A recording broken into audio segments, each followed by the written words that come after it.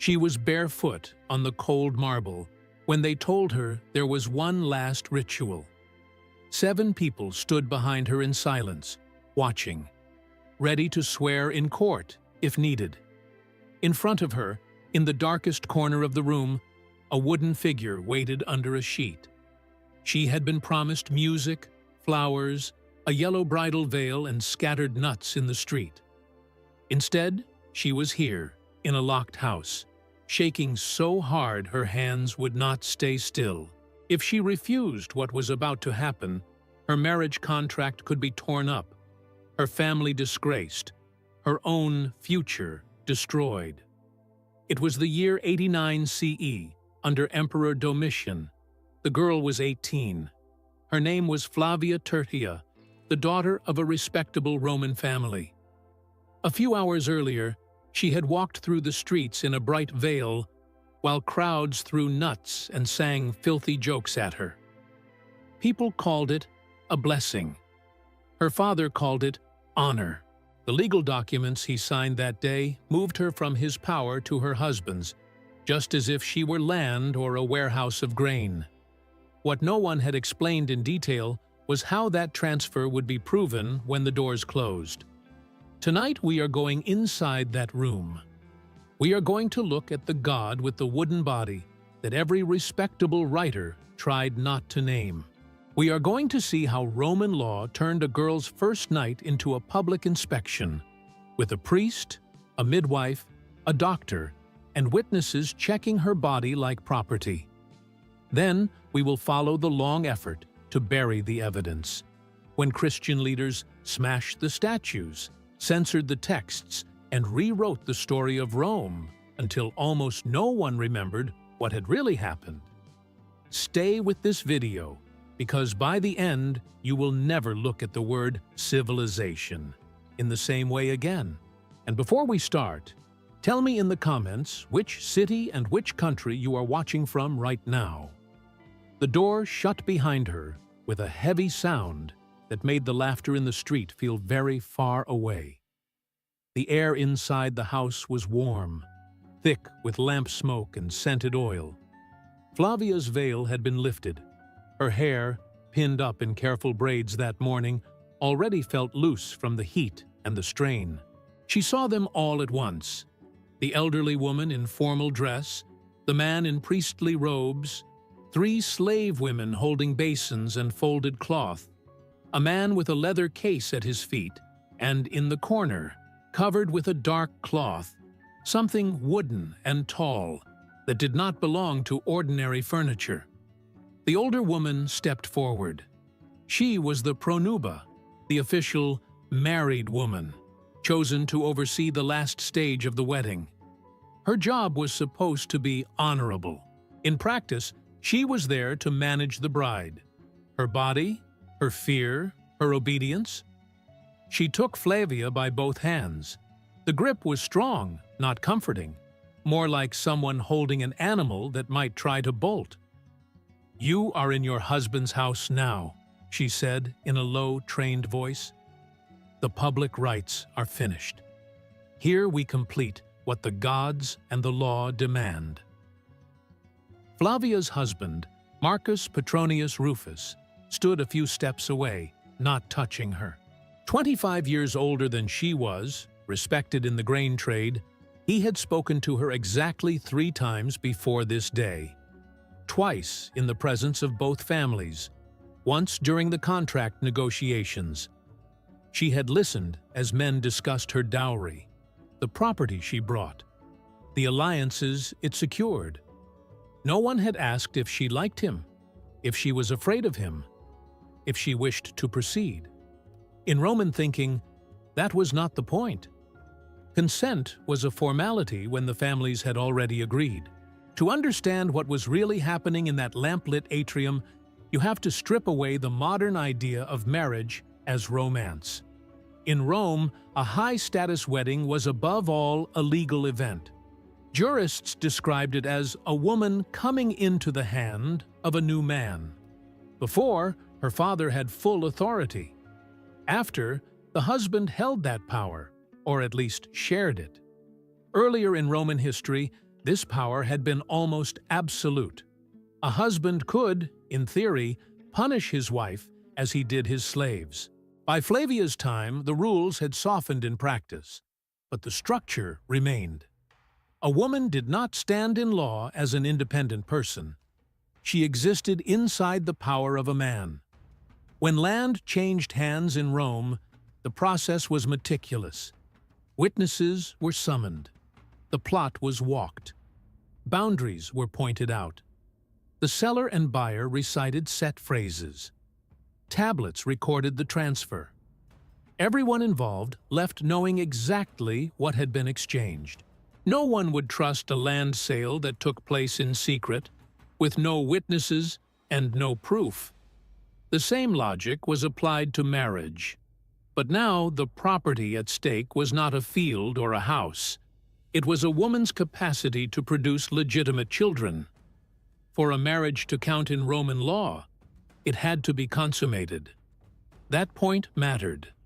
An unconsummated union could be treated as incomplete, open to challenge. And because Romans distrusted private claims without public backing, they preferred systems where someone could testify that the crucial acts had occurred.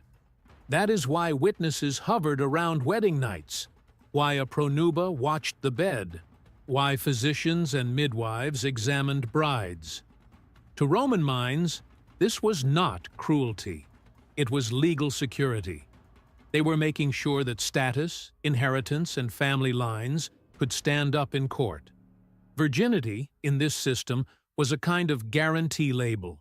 A man needed to be sure that any children born in the marriage could be claimed as his. If there was doubt about the bride's past, there could later be doubt about the heirs. So the bride's body had to be checked before marriage, and then checked again afterward. If that sounds invasive, it is because it was. Roman medical texts spoke of methods for confirming a girl's untouched state, as if describing how to test the quality of wine or grain. The fact that a living person was involved did not change the tone. The pronuba did not explain any of this. She did not need to. Everyone in that room knew the rules and had learned them long ago. Instead, she turned Flavia toward the covered object in the corner. "Before your husband comes to you," she said, "you must greet the god. You must ask his favor. You must show that you accept the duty of a wife." Her fingers tightened around Flavia's arm as they walked toward the draped figure. The slave women watched from the wall, eyes lowered but alert. The priest murmured a short invocation. The man with the leather case said nothing at all. Up close, the shape under the cloth was clear. It was not a chair, not a table, not an altar. It rose from a heavy base and narrowed upward. Flavia's breath shortened. She felt the urge to stop, but the pronuba's grip gave her no choice. "Uncover him," the older woman ordered quietly. "You must see him before he sees you." Flavia's hands, still trembling, reached for the cloth. She pulled it back. What stood beneath was a carved wooden form, polished from use. Its meaning was obvious. It was the sex of a man, rendered on a scale too large to dismiss as a joke. This was not the small lucky charm boys wore on strings. This was not the crude sign on a tavern wall. It had been made carefully, with attention to detail, and anchored so it could not shift. The room seemed to tilt for a moment. Flavia almost reached to cover it again, but the pronuba held her in place. "This is Mutunus Tutunus," the older woman said, in a tone that was both respectful and tense. "He protects the fruitfulness of marriages. Before a husband enters you, he does." That name, Mutunus Tutunus, hardly appears in surviving Roman writing, except in embarrassed whispers. A few authors mention a household god, linked with marriage and with sexual beginnings. A learned antiquarian notes that brides were given to him. Later Christian writers describe the custom in harsher language, calling it filthy outrageous, proof of pagan corruption. Their anger and their lack of detail make sense once you realize what they were hinting at. Some modern scholars have tried to soften the story. They imagine a bride merely sitting on the god's lap, a symbolic touch, nothing more. But the words used by ancient critics do not fit that picture. They speak of brides mounting the image, of actions too shameful to spell out. One church writer simply refuses to describe what the bride did, saying that even repeating the old ritual would stain the tongue. That is a strange reaction if all she did was briefly perch on a statue. It fits much better if the act was understood as a kind of first penetration, performed as a sacred test, witnessed and remembered. The stated purpose was religious. The god would bless the womb, remove fear, and open the way for lawful children. The hidden purpose was psychological and legal. The bride was being forced to submit in front of others before the wedding night even began. Any resistance was broken early under the excuse of religion. By the time she reached the marriage bed, she had already been handled, positioned, examined. The law liked this. It meant there would be witnesses who could swear that she had done her duty, that nothing had been hidden, that she had accepted the role expected of her. The pronuba began to instruct Flavia in a voice just loud enough for everyone to hear. She told her how to stand, how to bend, what words to say. The phrases were old, passed down through generations, calling on the god to take away shame and grant children. To Flavia, the words felt like something recited by someone else. Her mind snagged on a different voice, her mother's, whispering that morning while arranging the braids. Do not fight them. Whatever they ask, do not struggle. It will only bring more harm. The room had gone very quiet. Even the lamps seemed to crackle less. Marcus kept his eyes on the statue, not on his bride. The priest watched without expression. The physician's gaze was clinical, already measuring what he would later inspect from closer range. The slave women stared at the floor. Only the pronuba met Flavia's eyes, and in that look there was something like resignation, as if she too remembered standing where Flavia now stood. Flavia understood the stakes with painful clarity. If she refused now, someone would have to step forward and stop the ceremony. The contracts her father had signed could be challenged. The dowry might be at risk. Word would spread that she had turned away from a god of marriage. Another match would be difficult or impossible. Her parents would be shamed. Brothers and cousins might blame her for years. All the weight of family honor rested on what she did in the next moments. She had been raised to bear that weight without question. She did not refuse. She followed the instructions given to her. The god whose name she had never spoken before this night became the first body she was required to accept. The act was sacred, they told her. It was for her own good, they told her. It was tradition, the same word that had covered so many things in her short life. When it was done, the pronuba murmured a brief prayer of thanks, as if they had completed a normal blessing. The cloth was thrown back over the wooden figure, hiding it once more in shadow. At once, the slaves stepped forward with metal basins and linen cloths. The water was lightly perfumed. To any outsider, the washing might have looked like simple care after a long day. In truth, it was another ritual. They were purifying the bride after contact with the god. They were also preparing her for the next inspection. The pronuba oversaw the washing closely, checking that no marks, no traces remained that could later be argued about. The bride had done what was required. The surface had been cleaned.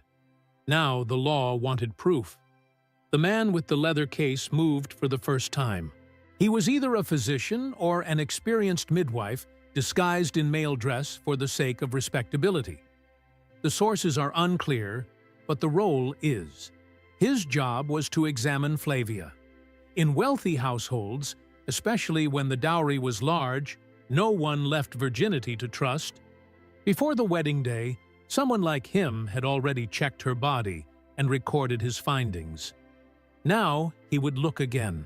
What he saw and what he wrote would become part of the household's private file on its new member, a human being reduced to a set of observations about flesh and blood. Flavia saw him open the case. She saw glints of metal, twisted shapes of tools designed for probing and spreading. Her heart began to pound again, harder than before.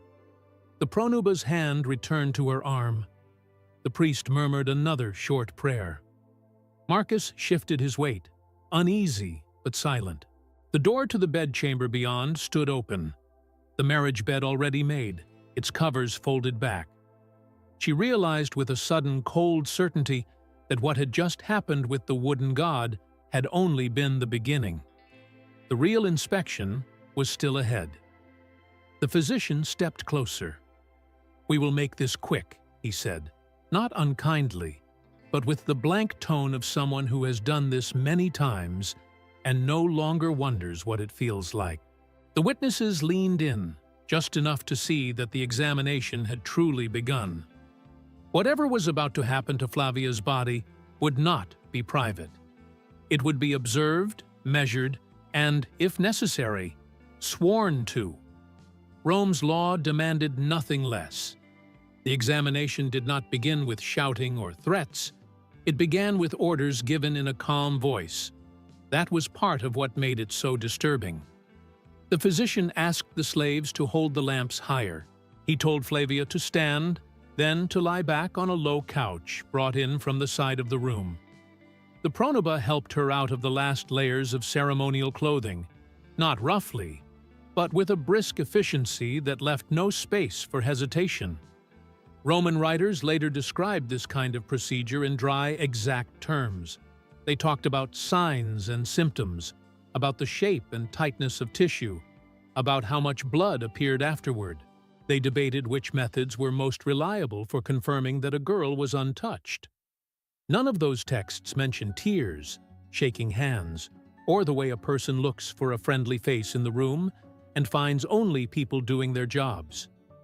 Those details never mattered to the men who wrote the manuals. The physician positioned himself at the foot of the couch. The pronuba stayed near Flavia's head, one hand resting on her shoulder. It was meant to steady her, but it also kept her in place. The priest remained in the background, speaking short appeals to the gods for a fruitful union. The slaves shifted when ordered to, fetched cloths when asked, moved the lamp when the doctor complained of shadows. Everyone behaved as if this was normal. For them, it was. What he looked for was clear enough. Before the wedding, he would have noted the presence of a physical barrier, the tightness of the opening, the girl's reaction to pressure. Now, after the encounter with the wooden god, he checked what had changed. Did the signs match what he expected? Was there damage that suggested earlier experience? Did the bleeding and soreness line up with what he knew from hundreds of similar cases? He was not asking whether Flavia was afraid or in pain. He was asking whether the property his client had acquired matched the description given. At certain moments, he dictated short phrases to a slave who could write. That slave knelt in the corner with a wax tablet, scratching down notes that would later be copied onto more permanent materials. Signs consistent with prior intact state. Fresh rupture observed. Bleeding in expected measure. Clinical sentences stripped of emotion that would follow Flavia through her married life. If there was ever a dispute about her children, if another man claimed them, or if Marcus tried to disown them, these notes could be summoned as evidence. For the Romans, this was the point. A marriage like this one linked families, property, and status. It created legal heirs who might inherit land, slaves, and political influence. No one wanted that structure resting on fragile, private memories. They wanted proof. They wanted witnesses whose social standing gave weight to their words. They wanted a doctor who could say, "I examined her before and after. I saw the change. No one else touched her." That was the security the law demanded. When he finished, the physician stepped back and gave a curt nod. "She is as she should be," he said. The pronuba relaxed slightly. Marcus let out a breath he had probably not realized he was holding. The priest raised both hands and declared that the gods were satisfied, that the final duty lay with the husband now. No one asked Flavia if she was satisfied. Her role was to be examined, confirmed, and passed forward. They allowed her a brief rest. The slaves helped her sit, offered watered wine, dabbed her face with a cloth. The doctor closed his case and moved toward the doorway of the bedchamber, waiting for his final part in the night. The witnesses shifted their position, ready to observe from a distance. Flavia saw the bed clearly now, low, wide, with fresh sheets, placed so that anyone looking in from the doorway would have a clear view. That was not an accident. It was design. The pronuba leaned close and spoke softly, almost kindly. "From this point," she said, "you must think of yourself as wife, not girl. What happens now seals what the contracts began. Do not cry out too loudly. Do not fight. It makes men angry. And remember, the gods, the law, your family, all stand in this doorway tonight." Those words captured the reality of Roman marriage better than any law code. There was no such thing as a private wedding night for women like Flavia. What happened in the darkness was shaped by people standing in the light just outside the door. The husband was not acting alone. He was completing a process supervised by religion, medicine, and custom, all aligned to make sure his rights were clear and his obligations enforceable. Marcus came to her side and held out his hand. He still looked uncomfortable. Roman men were raised with power, but that did not mean they felt at ease in every moment when they exercised it. He had been watched and judged all his life, too, by fathers, patrons, and rival men. Tonight, he was being watched in a different way. He had to perform his duty as husband under the eyes of people who could later say whether he had truly taken possession of his wife. Together they walked into the bedchamber. The pronuba followed and took her place near the doorway. The doctor remained just outside, close enough to return when called. The slaves arranged themselves in the corridor, ready to step in with water and cloth and bandages. The priest stood a little way off, still chanting the same short formulas he had used all evening, phrases that blurred into each other until they were only background sound. The door was not shut. That is the detail most shocking to modern sensibilities. The door to the marriage bed stayed open. The couple was not left completely alone. The pronuba watched to make sure that consummation truly happened. In some households, a trusted family member might also stand as observer, someone whose word carried weight if a dispute reached court. Complete darkness, complete privacy would have defeated the purpose. The act itself did not last minutes. It lasted hours. There were pauses, attempts, failures, and retries. Marcus was not a monster. He was a middle-aged man under pressure, expected to perform a specific act in a specific way, while half the household waited for a signal that it was over. At times, he looked toward the pronuba for instruction. She, with years of experience behind her, gave short, practical advice. Adjust this, try that, be patient. No tenderness, but no cruelty either. Just a relentless focus on the end goal. Clear, undeniable consummation. For Flavia, the night blurred into a series of sensations and instructions. Move here. Hold still. Endure. The language of duty surrounded her. Duty to husband, duty to gods, duty to family. No one spoke of her duty to herself, to her own comfort or safety. If she wept, the tears were wiped away and ignored. If she gasped in pain, someone reminded her that all brides suffered this, that she was joining a line of women stretching back generations. Normalizing her experience was part of how the system kept working. If everyone said, "This is how it is," it was hard to imagine anything different. Somewhere outside, the city settled into night. The crowds that had thrown nuts and sung obscene songs were gone. The streets were quiet. Inside, in this one house among thousands, the law of Rome was being enforced not by soldiers or judges, but by a bed, a door left open, a watching woman, and a doctor waiting with his tools. Power does not always need armor and swords. Sometimes it sits in the corner with a wax tablet, taking notes. Near dawn, when the lamps were burning low and the air felt heavy, the pronuba finally raised her hand. She had seen enough. From her position by the doorway, she could state with confidence that the act had been completed. The sheets bore visible proof. The bride's body showed the changes the physician had expected. The husband had done what was required.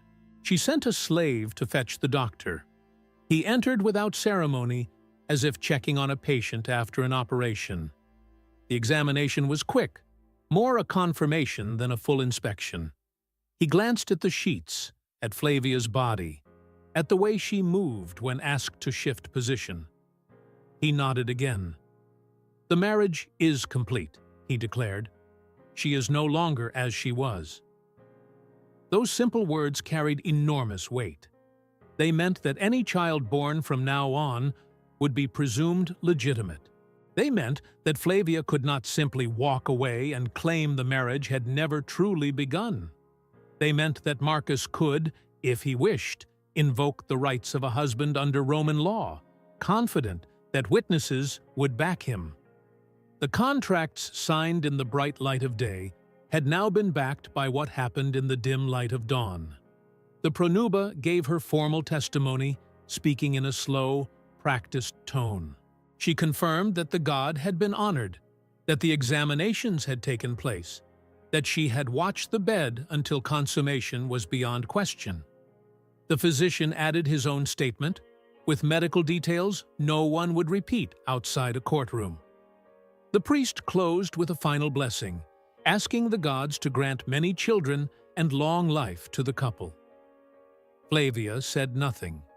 No one asked her to. Her silence was read as acceptance. The system did not need her voice. It needed her body, her ability to conceive, and her presence in the household. She was now, in every legal sense, a Roman wife. The process that had begun with music and flowers in the street ended with a few short sentences from 2 witnesses and a doctor. The transformation was complete. In the years that followed, she would run the household smoothly. She would supervise slaves, manage accounts, and host dinners. She would appear in public veiled and modest, praised as a respectable matron. People would see her at festivals and in markets and say she was fortunate, married into a solid family, secure, with healthy children. None of them would mention the statue in the atrium or the night of examinations and observation. They did not have to. They all knew such things happened. They simply chose not to say it aloud. This silence was not unique to Flavia's family. Across the empire, from Spain to Syria, brides of her class moved through versions of the same pattern. Local customs shifted some details. Some households used midwives instead of doctors. Some skipped the wooden god. Some watched more closely, some less. But the core ideas stayed the same. A woman's body had to be verified, her sexuality had to be controlled, and her first night as a wife had to produce evidence that could stand in court. For nearly 1,000 years, this was how Roman marriage worked at its core. Generation after generation took it for granted. Girls learned from mothers and aunts what to expect, or at least enough to obey without open panic. Men learned from fathers and uncles how to navigate the rituals and use the law if disputes arose. Philosophers, poets, and historians almost never described the details. They did not need to. It was as ordinary to them as breathing. Which raises the real puzzle. If this system was so normal, so central to Roman life, why do we know so little about it today? How did something that once involved hundreds of thousands of women vanish so completely from public memory that most people now imagine Roman weddings as gentle, almost charming affairs with flowers and jokes? What force was powerful enough to not only end these rituals, but to wipe away the evidence that they ever existed? The answer would arrive in the form of a new religion that claimed to value souls over bodies, that treated modesty as a virtue instead of a weakness, and that looked at gods like Mutunus Tutunus with outright disgust. But when Christianity moved into the spaces Rome had built, it did not simply condemn the old ways. It rewrote them. And in that rewriting, 1,000 years of women's experiences were pushed into the shadows. How that happened, and what it cost, comes next. When Christian writers first looked back at rituals like Flavia's, they did not treat them as normal. They treated them as proof that Rome had been sick at its core. A bishop in North Africa read old reports about brides placed on carved wooden genitals and wrote with outrage. Another Christian teacher collected stories of pagan gods and held Mutunus Tutunus up as a symbol of everything wrong with the old religion. They called the rites disgusting, shameful, unclean. Their anger was not only moral, it was strategic. They were trying to win a culture war. To convince people to abandon the old gods, they needed to show that the old ways were not just wrong in theory, but ugly in practice. A god who required brides to ride a wooden phallus before their husbands touched them was a perfect target. You did not need advanced theology to see that something was off.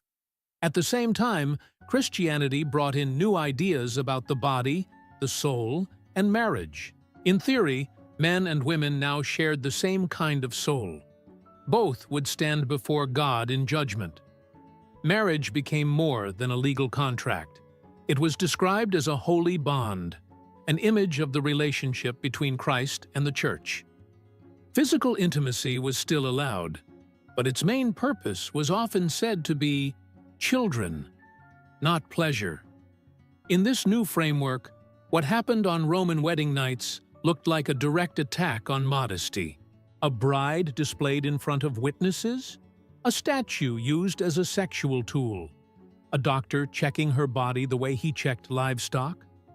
For bishops preaching about purity and inner conscience, this was intolerable.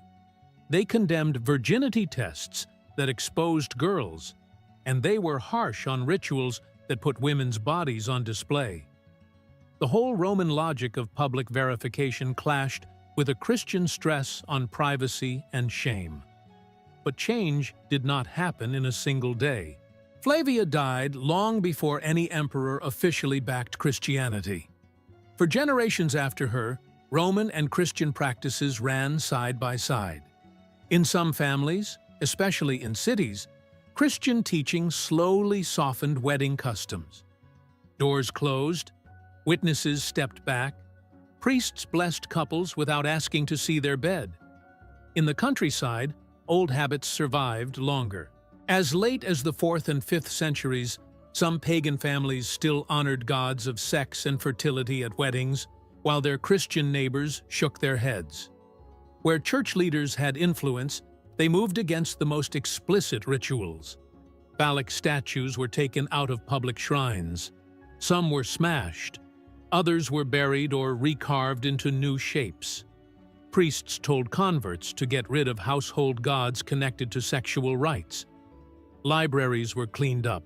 Works that described pagan ceremonies in detail were labeled dangerous. Copyists skipped chapters they found obscene or rewrote passages to make them less graphic. Over time, the pronuba's role changed too.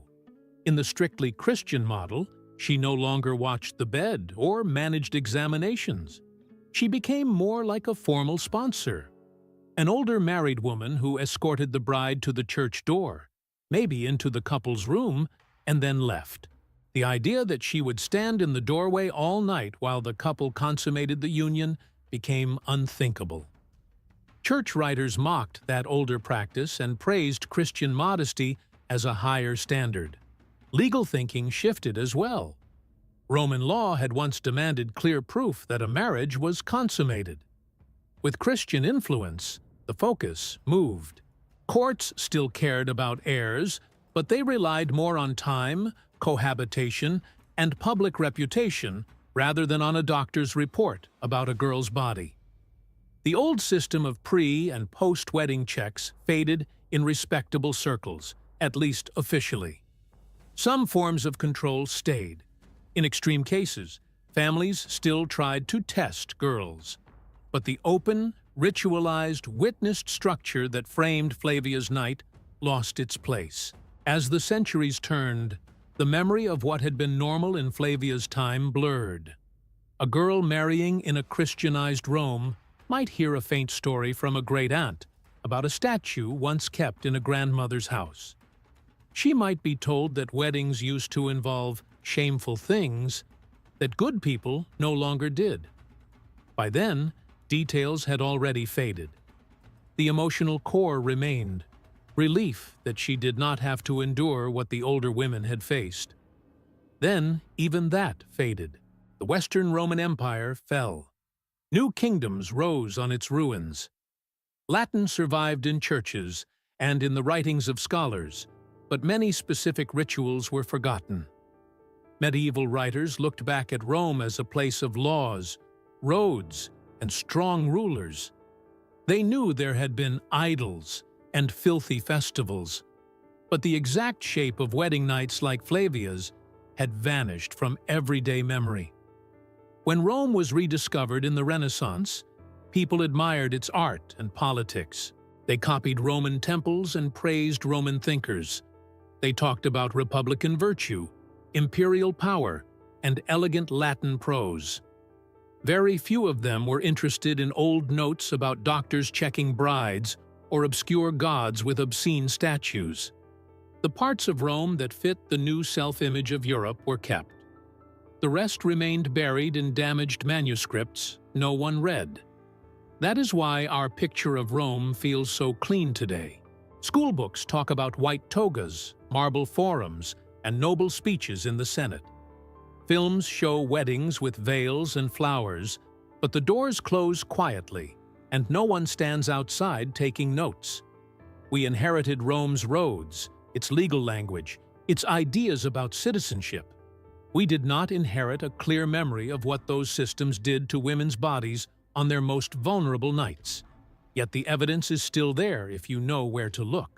A few lines from a Roman scholar mentioning brides given to a god with an obvious name. Short, angry passages from Christian leaders raging about wooden phalluses and public rites. Legal rules saying that a marriage only fully exists after sex. Medical treatises explaining how to tell if a girl has been touched. Archaeologists finding carved figures with worn surfaces in places where women once lived. None of these pieces alone tells the full story. Put together, they show a pattern. That pattern leads back to Flavia and women like her. We know almost nothing about her personal life. Perhaps she bore 4 children and buried 1. Perhaps she argued with her husband about money. Perhaps she carved time for small pleasures, gossip in the baths, a quiet moment in a garden, stories told to sleepy children. On the surface, her life would have looked ordinary for her class. Respectable. stable. Inside that ordinary life, the wedding night sat like a fixed point. She could not speak freely about it in public. Even in private, there were limits. Her mother had given only one clear piece of advice: do not resist. When Flavia later prepared her own daughters for marriage, what did she say? Did she repeat the same words, trying to protect them within a system she could not change? Did she soften the description? Did she hint at horror or frame it as sad necessity? We will never know. She died around the age of 60, having spent more than 4 decades as a wife. By then, Christianity was still a small movement on the edges of empire. She likely never heard of it. Generations later, Christian scholars would use women like her as examples of pagan victimhood, while ignoring their full humanity. Still later, admirers of Rome would celebrate the empire's order and power, while skipping over what that order meant for girls like Flavia. In both cases, her actual thoughts stayed missing. That missing piece is not an accident. It is the result of who was allowed to write, who had access to education, and whose records were kept. Roman women of her status almost never left personal writings that survived. The men around them, fathers, husbands, lawyers, priests, produced the sources we read today. So we know exactly what was done in legal terms, and almost nothing about how it felt. History gives us the procedure, not the scream.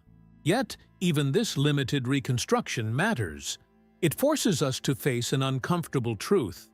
A culture can be advanced in law, engineering, and art while still treating half its population as property to be inspected. You can have aqueducts, literature, and complex court systems at the same time, as you have girls mounted on statues before witnesses to satisfy a legal requirement. Civilization does not automatically mean kindness. It never has. This is not just about blaming long-dead Romans.